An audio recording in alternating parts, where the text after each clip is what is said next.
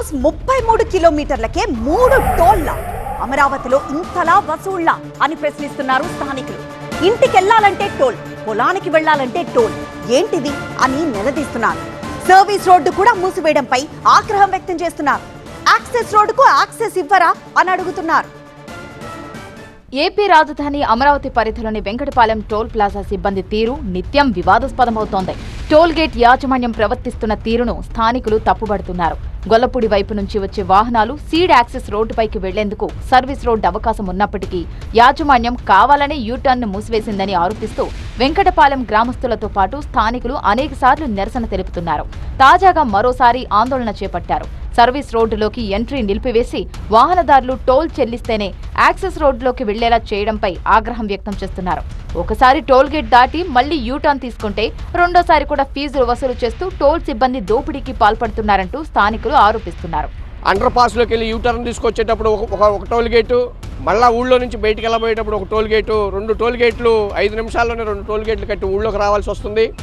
అదేవిధంగా నిత్యం వందలాది వాహనాలు రాజధాని ప్రాంతంలో తిరుగుతూ ఉంటాయి. వెంకటేశ్వర స్వామి టెంపుల్కి అనేక గ్రామాల నుంచి భక్తులు రావటం జరుగుతుంది.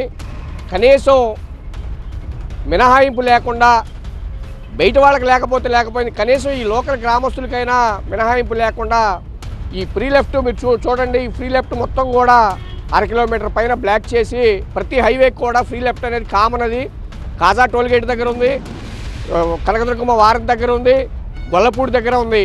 మరి ఇక్కడ వెంకటపాలెనికి ప్రత్యేకత ఏందో అర్థం కావట్లేదు.